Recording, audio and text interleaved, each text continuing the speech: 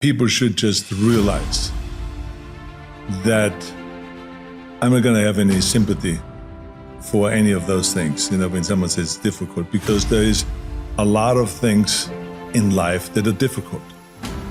And you have to ask yourself the question right off the top, are you going to be one of those guys that are going to go and back off every time something is difficult? Or do you want to be one of those guys that says, look, it doesn't matter if it's easy or difficult or most difficult, I'm going to go and crush through it. That's me. That's the person that I want to be, and I'm going to prove it to myself, and I'm going to prove it to the rest of the world. So yeah, there are certain things that are difficult. It's difficult for people to have a routine, but they just have to go and do that, and they should just work on it. Where they go and say, do something very simple. I'm going to go and get up every morning at, let's say, an hour early before they normally get up, and just work on that. And then the next time they work on it and say, okay, I'm going to get up early, and I'm going to go and make my coffee or my tea or whatever, and I'm going to read papers, even though maybe I haven't read the paper yet in the last 10 years. Just add that to you, and don't even ask about it, should or should I not. That's the key thing about the routine, is that you don't ask yourself, should I or shouldn't I? You just do it. In order to be complete, and that's when you really have a 100% chance at being successful. When you have a complete situation, that means that you have developed your body, meaning your health, your strength, your energy, and all of that makes you much more positive, right? Because that's when you wake up, when you feel strong, and you feel fit, and you ride the bicycle in the morning, the whole world looks much more bright. So the training of the body, extremely important. The training of the mind, extremely important. And that's why I say to people, I say, you got to educate yourself, you got to read something every day, you got to learn a new language, you got to just always improve and look at what can you do to improve your business or your life in general. So to develop the mind, and then to develop the spiritual side and the soul, extremely important also. So if we put those three things together, we have total completion. And this is why the physical training, and I'm not talking about wanting to win Mr. Olympia, no. We're talking about just take some light weights and do your reps. Pump up the body, and get some blood in there. Then go and run. Go and run the stairs. Go and exercise. Go to a yoga class. Do some weight training. Or when you have kids, go out and play sports. Just go football playing and go soccer playing and tennis playing and this, whatever you can. That is what creates kind of life in you, and therefore more enthusiasm, and you have a much more positive outlook in life. The bottom line is that you can train any time of the day if you learn that very quickly. And so I kind of continued on with the tradition. I did 2 hours of working out in the morning and then 2 hours in the evening.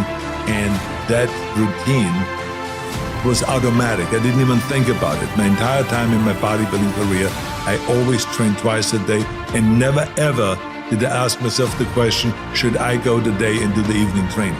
Or should I get up in the morning? I always got up at 5, 6 o'clock, always, and at 7 o'clock I worked out. The bigger your goals are, and the more outrageous they are, or especially if someone else has never done it, then the people will always say, this is crazy, this will never happen, you cannot do that, it's impossible, and all those things. And so, we have heard all the naysayers and everything like that, and you just cannot pay any attention to that, because it's just the way it is. And so I always feel like, if I can see it, and if I can believe it, then I can achieve it. I have a routine which basically means they do something where you don't have to think much, if at all. I believe that routines are very important. It's kind of like the foundation, like to a house or to a building or to anything. So that means if I get up in the morning, part of my routine is to get up in the morning at, let's say, 5 o'clock. Then I make my coffee, I feed the animals, I go and read the paper, go through my iPad, see if there are any important messages. So that's part of the routine. I don't even think about that.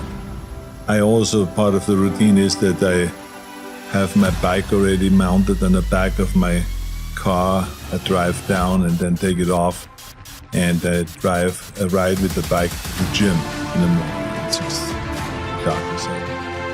Then I go to the gym and I work out 45 minutes to an hour, so that's also routine. It's always kind of the same thing, to do arms and delta, it's one day, and the next day I do chest and back, and calves and all this stuff I do every day, and form a little bit, and abs, of course, every day. And then it repeats itself. And I do this the whole week. And then what is also routine is that at night, I do some extra cardiovascular work before I have dinner. So I go in my home gym here, I go upstairs and go for half an hour and do the arm cycle, or the treadmill, or the life cycle, or something like that is cardiovascular. And the idea is to burn enough calories so that when I eat dinner then, which is very minimal, that it is, I don't have to really worry about calories or gaining weight, because the older you get, the faster you gain weight, and the more the body picks up because your metabolism is slow, so you have to be very careful with that. So those are kind of routine things that I do. And you try to add as many of those routine things as possible, because you do them without ever thinking about it. And that's what we need to do. There are certain things that we need to do that is supposed to be a routine, that's supposed to be kind of part of your daily schedule without you having to think about it. And so that's basically my kind of routine, and I'm a big believer in that. I think the biggest mistake is that you go to the gym and you go through the motion, but you don't really have your mind inside the muscle. So when you do a bicep curl, I can't just stand there like this. Yeah, you can. I've seen the guys training with me also 4 hours a day, 5 hours a day, but they look like shit. And why did they look like shit? It's because they didn't concentrate. They did the same exercise, but they stood like this, and then they looked sideways, kind of like they were bored, because they didn't even know why they were training. They were not inside that bicep or inside that lat when you do the rowing and you pull back and you flex the upper back and the center back, and then you let it down and you stretch it and you think about that the wing is coming out now, or like a curtain is opening up. We always thought about the curtain, right? This is when we did our lat spread. So you got to think about those things. When you do calf raises, and I do my donkey calf raises, I got to be inside the calves and to make them split, to make them open up when those guys sit on top of it. First 3 guys, then I have one guy jump off, and with 2 guys, then I have another guy jump off, then there's one guy left on my back sitting and doing donkey raises. Some people looked at this and said, this guy's doing some kinky singing. But anyway, there was something else. It was strange that they didn't know what we were doing. But I tell you got to be inside the muscle. The same is when you do chest. I mean, when I'm finished with the bench press, immediately I step in front of the mirror and then flex. I hit the shot. I want to see everything, how it works, right? And the same is with the cable crosses. When you do afterwards cable crosses, I want to always see what happens. Because I was so enthusiastic about, achieving my vision and turning my vision into reality, and winning one championship after the next, there was always excitement and enthusiasm there. So when I went into the gym, I put my gym bag down and I immediately attacked the weights. There was many times we started out by doing maybe 3, 4, 5 minutes of ab work in the beginning to warm up, to do maybe 500 Roman chair sit-ups or something like that to warm up, and then we got right into it, or we go right into the whole thing. But it was right away, warm-up set, then the next weight up, boom, boom, all the way to the top until you just can't do it. And supersetting, everything was always supersetting, and 3 pumped sets and 4 sets in a row, 5 sets in a row. So it really changed in what exercise we did, but it was always all out. And like I said, the training partner was always responsible to challenge you at all times. So that was the thing. I challenged my training partners, if it was Frank Zane, if it was Dave Draper, if it was Sergio Oliva, whoever the training partner was in any given moment, we challenged each other kind of in a fun way, but there was challenge there so that you don't slack off, so you don't give yourself a break.